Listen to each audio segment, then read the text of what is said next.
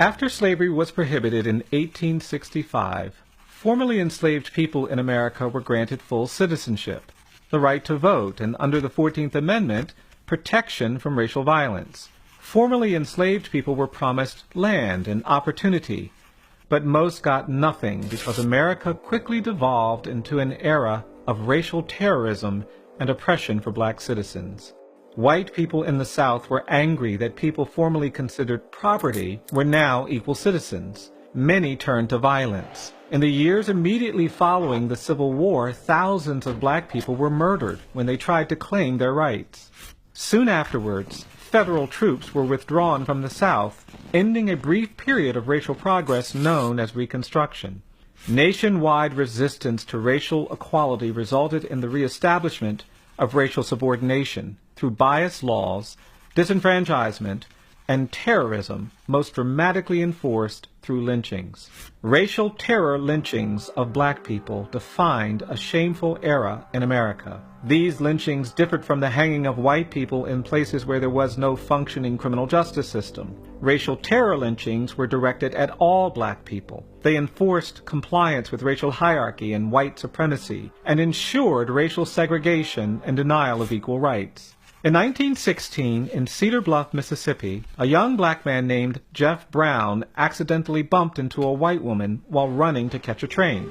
A white mob stopped him and lynched him, beating him and then hanging him from a tree for his insolence and carelessness. His public murder was not about criminal punishment, but was instead about maintaining racial hierarchy and terrorizing the black community. White town residents proudly sold photographs of Mr. Brown's brutalized body hanging from the tree for 5 cents each.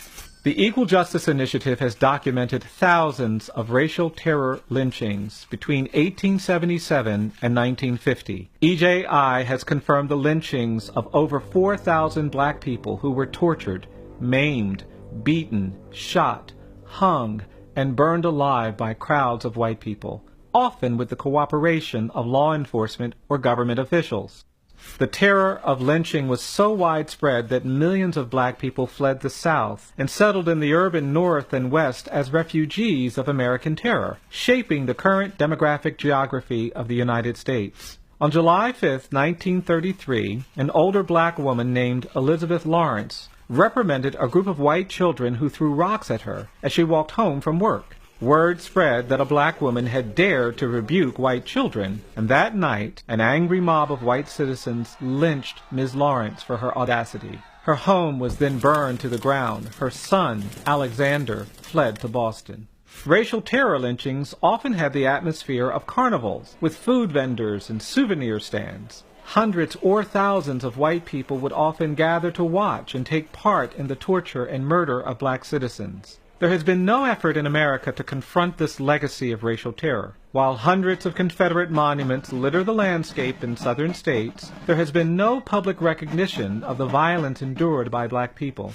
On October 7, 1910, a white mob in Montgomery, Alabama tried to abduct and lynch black men being held in jail on suspicion of miscegenation, or interracial sexual relations. When they were unable to get the men out of the jail, the frustrated mob lynched a black taxi driver named John Dell, who was sitting in his cab nearby. No one was ever arrested or prosecuted for his murder. EJI's Community Remembrance Project collects soil from the many sites where terror lynchings occurred. Jars labeled with the names of murdered black citizens are on public display at EJI, a powerful visual reminder of history we must face. EJI is working to create a permanent memorial to honor victims of lynching, a place to reflect on America's history of racial violence. We hope to place historical markers at hundreds of lynching sites around the country. Contemporary issues like police violence, excessive punishment in the criminal justice system, and even harsh and punitive treatment of children of color in schools and on streets cannot be understood without a deeper examination into our history of racial violence. More truthful discourse and reflection on our history of racial injustice is essential for us to achieve racial equity. Confronting the legacy of lynching is critical to advancing this conversation. We hope you will join our effort to help towns, cities, and states confront and recover from these tragic histories of racial violence through truth and reconciliation, where there can truly be equal justice for all.